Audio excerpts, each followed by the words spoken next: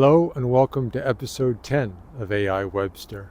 Our sponsor today is Catherine Ho, the official artist for the last 3 years of the Poetry in Voice Recitation Contest. I wanted to have my last nostalgic look at something that I valued very much at Earl Haig, and that was our poetry competition. So it started in 2013 when Bryony Glasgow, a parent, was in for an interview I taught both of her children, the Walton twins, in grade 11, enriched English. And she informed me about the Griffin Trust and this poetry contest that they made available online, and it was lucrative if you won. And I couldn't think of any reasons why I wouldn't want our students to participate. I love memorizing poetry, I love competition, and I love performance. And Earl Haig was a perfect fit for that. We're a performing arts school, we have the kids, we have the horsepower, we have the discipline.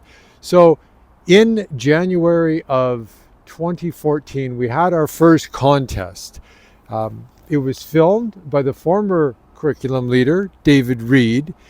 He had some comic moments in it. It was a brilliant promotional film, and that started us off on a tradition of filming them and then offering the film as a bit of a prize to all the competitors. There we go. It was first won by Eden Schwartz. She performed Sometimes a Voice by Don McKay. She was the class champion of one of my classes, and when she first presented that poem, I was moved to tears. And that was indicative of the kind of power that poetry can evoke in the classroom.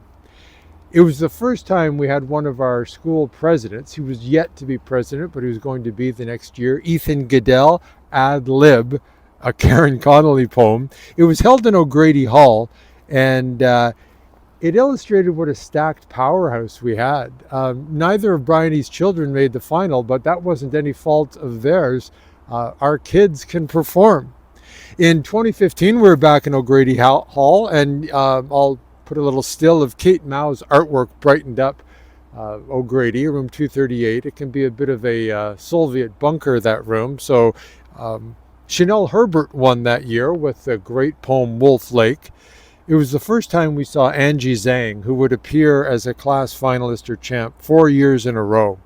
In 2016, we moved to Ruth Watson Theatre, room 102, and Katie Lawrence won that one with from Red Dock. She went on to the Nationals.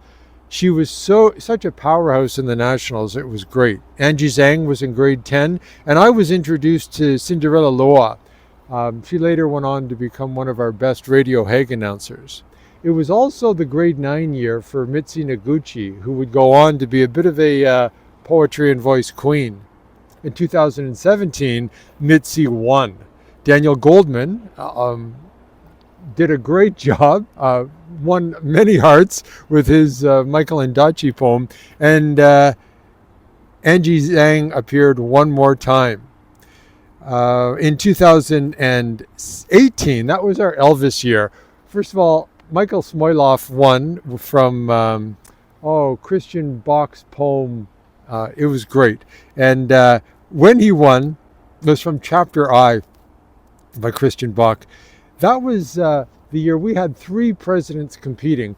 Brittany Na, who had made the last 2 promotional films, competed. Michael Smoilov won. He would be president the following year. And a young Ivy Dang appeared in grade 9, and she'd be president when she was in grade 12. So we had a stocked pond there. We also went on to the city finals with Jacqueline McKenzie, Mitzi Noguchi, Michael Smoilov, and we beat the Toronto French School, UTS, the UT, all the big private schools at Marshall McLuhan, including Marshall McLuhan. It was such a satisfying win, and many of them weren't ready for a big public school to win, so it was one of the happiest moments I've had with it. In 2019, Mitzi Noguchi won again, and we had a great year. In 2020, that was our last year where we were actually filmed in a non-semestered school. Liliana Mojave won, um, and it was the last time we'd have it in January. We normally, when we think of 2020, we think of everything being canceled, but we did that one in January, um, and it felt like we had just slid into second base in time as everything closed down 2 months later, and we weren't able to have many of our other celebrations. In 2021, it didn't exist. In 2022, we were back again, and Leah Ashkenas won. Unfortunately, the film didn't work out. In 2023, Michelle John, I believe the current president, if at the time of watching this you're still in the 2024-2025 school year, she won with Wolf Lake.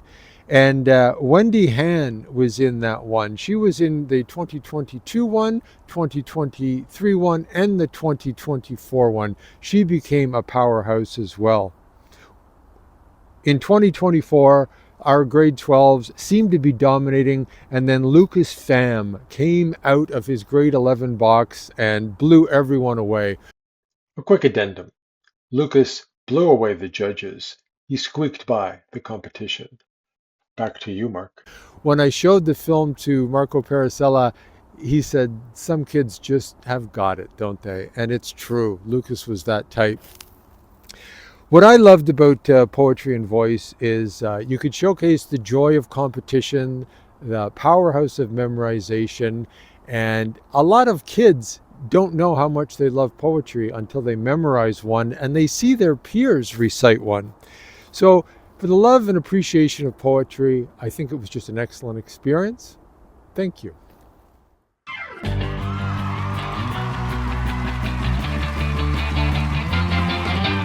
Hey, alma mater, we raise our banners far and wide. Hey, every son and daughter sings your praise and has your name with pride. God damn, we're gonna seize